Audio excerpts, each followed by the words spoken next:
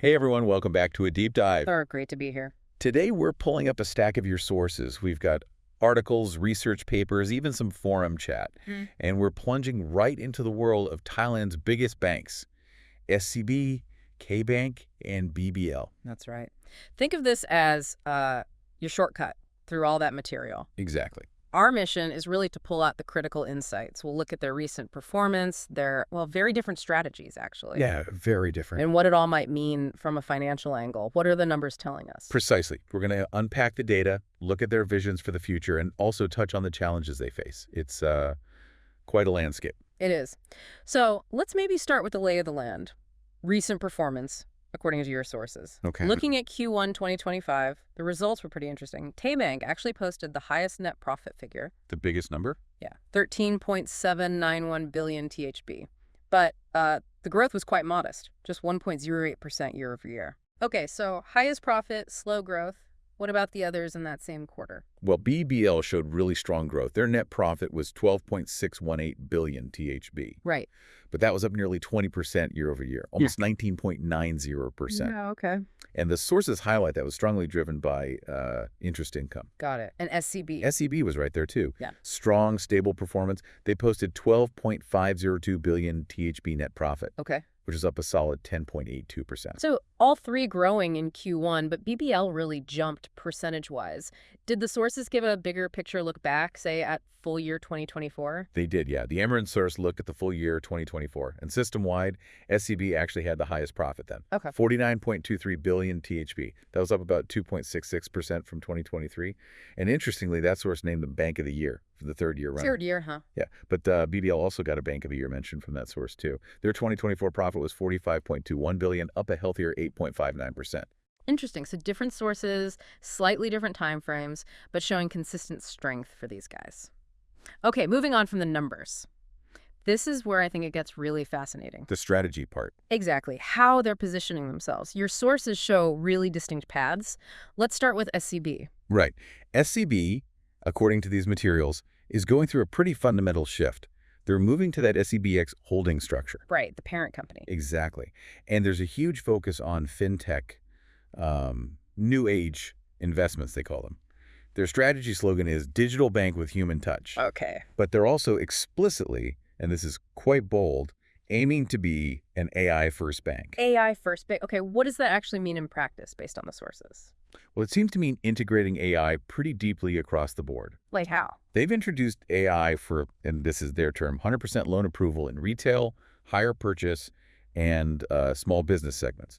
The idea is faster decisions. Faster turnarounds. Okay. Yeah.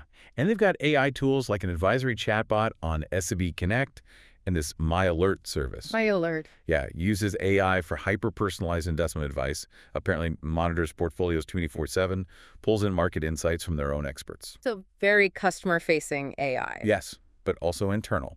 Sources mention using AI to boost operational efficiency, detect fraud better, and even improve employee productivity. Wow, that's comprehensive. And their digital numbers reflect this push. Seems so. One source from late 2024 said their digital revenue share hit 15% of total revenue. 15, up from? Up from just 7% at the end of 2023. And they've stated a target of 25% by the end of 2025. Ambitious. Very. And they're investing heavily in infrastructure too, like moving their core banking system to the cloud. Beyond AI, the sources also note SCB's leadership in things like structured products, AUM, wealth lending, and bancassurance. They have a big market share there, like 23%. Their 2025 strategy also talks about a value-driven customer strategy, focusing on specific segments and productivity optimization through tech, IT, cybersecurity, the whole package. Really leaning into tech and new models. Okay, so what about KBANK? What's their strategic direction, according to the sources? KBank's focus, particularly noted in that PDF source, seems to be on becoming a digital banking leader, but with a regional scope AEC +3. Right, Asian plus China, Japan, South Korea. Exactly. Their vision is stated as empowering every customer.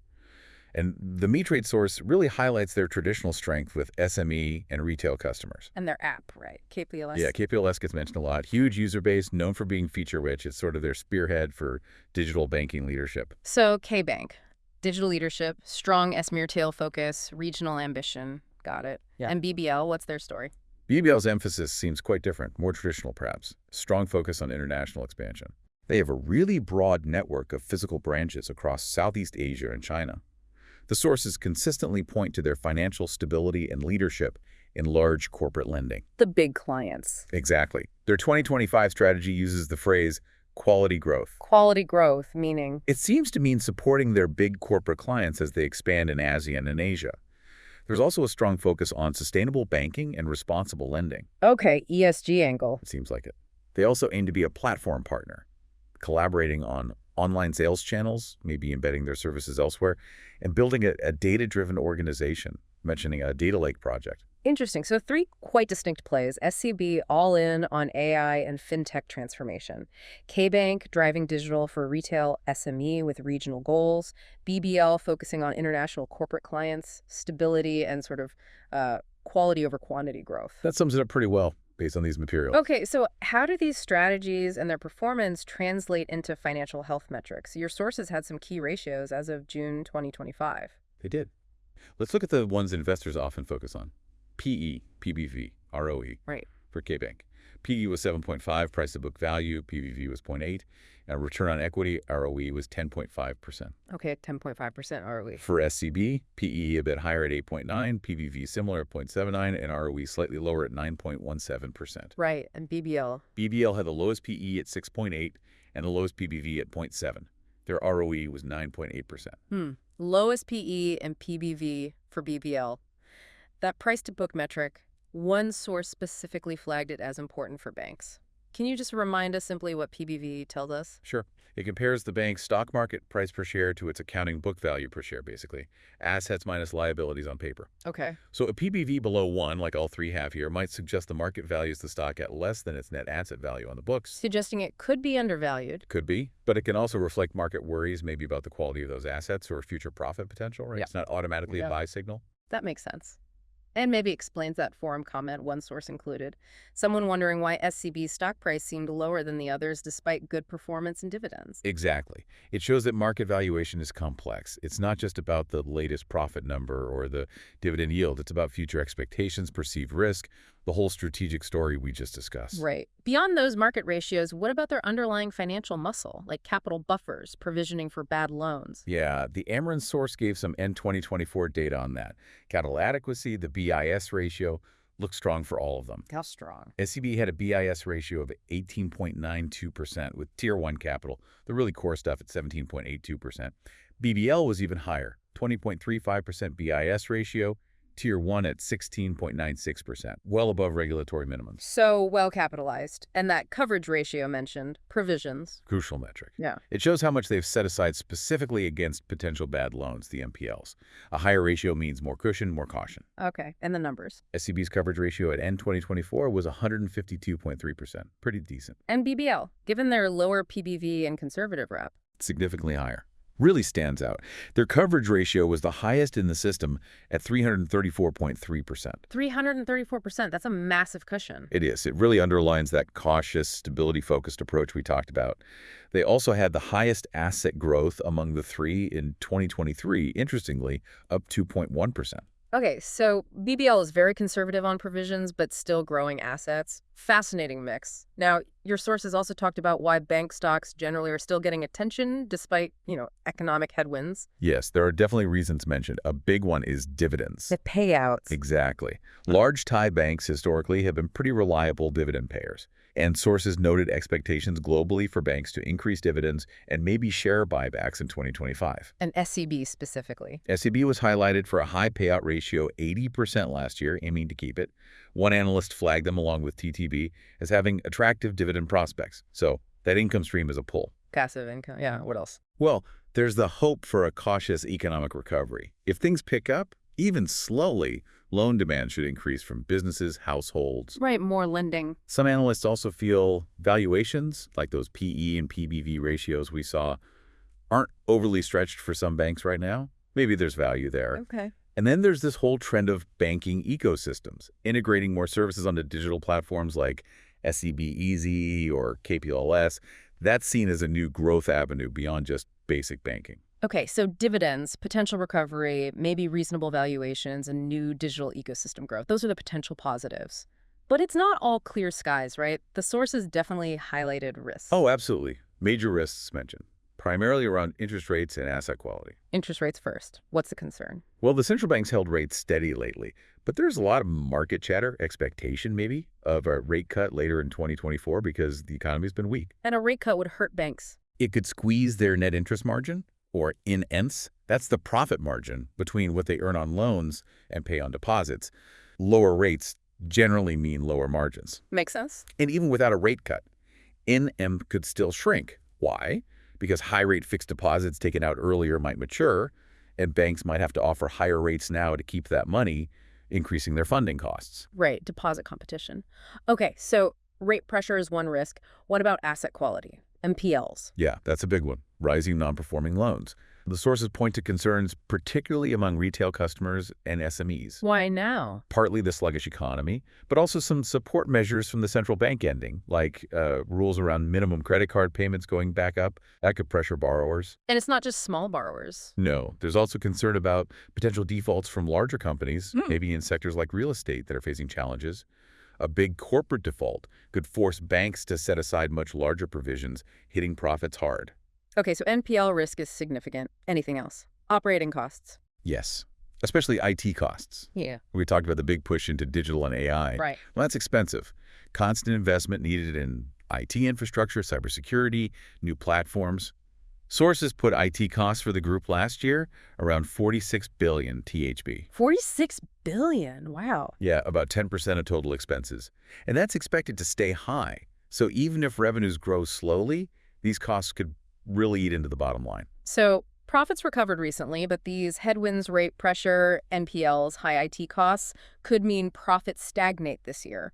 One source suggested that possibility. That was definitely mentioned as a key risk, yes. Profit growth could be challenging. Okay, so given all this, the different strategies, the opportunities, the risks, did the analysts in your sources actually pick favorites or make specific recommendations? They did, and predictably it varied. Yeah. BBL often got flagged for, say, value investors. Because of the low PBV and strong recent profit growth. Exactly, seen as potentially undervalued, stable. SCB was often framed as more for long-term investors. The innovation play. Right. If you believe in their tech transformation, their AI bet, and maybe want that high dividend potential. KBANK tended to be favored by those focused on the digital transformation story and its regional growth potential, especially in retail and SME. Makes sense. Any others mentioned? Yes, some specific analysts also highlighted KTB or TTB for different reasons, maybe ties to government projects for KTB or specific tax advantages for TTB. So quite diverse views. It really highlights that there's no single right answer, doesn't it? Depends what you're looking for as an investor. Okay, so if you, our listener, are processing all this and maybe thinking about acting on it, how do you even invest in these banks based on what the sources said? They mentioned a couple of routes. For the Thai banks listed on the set, the Stock Exchange of Thailand. Like SCB, KBANK, KBL. Right. The standard way is opening a trading account with a local securities firm, a broker here in Thailand. Sources describe it as pretty straightforward. Open the account, put funds in, use their platform to buy or sell shares. Okay, standard brokerage account. And what if someone was interested in those international banks sometimes mentioned, like JP Morgan or HSBC? For foreign stocks, the source had suggested two main options. You might be able to invest directly if your local broker offers international trading. Okay. Or, alternatively, things like CFDs, contracts for difference, were mentioned. These let you speculate on price movements without owning the stock. But? Big but. The sources were clear. CFDs are much higher risk, more complex, really only suitable if you understand them well and are comfortable with that risk level. Got it. Higher risk, higher complexity. Oh, okay, wow. This has really been a deep dive, hasn't it? Absolutely. We've covered recent performance, those really distinct strategic bets on digital, AI, international focus. We've looked at financial health, capital, those coverage ratios. Discussed the attractions like dividends and ecosystems, but also the serious risks, interest rates, NPLs, costs. It paints such a clearer picture than just looking at headline profits. It really does. Yeah. You see the sector facing challenges, sure, especially with rates maybe falling and loan quality being a worry. But you also see these major players actively trying to navigate it in very different ways. It gives you, the listener, a lot more to think about, doesn't it? Beyond just the numbers. Definitely. Understanding these strategies, the risks, the opportunities specific to each bank, that's key to forming your own informed perspective. So as you digest all this, here's a final thought to chew on, building on our discussion. How might this race, particularly SCB's push to be an AI-first bank, how might that fundamentally alter the traditional balance sheet strengths and maybe even the risks that we typically associate with banking? Something to think about.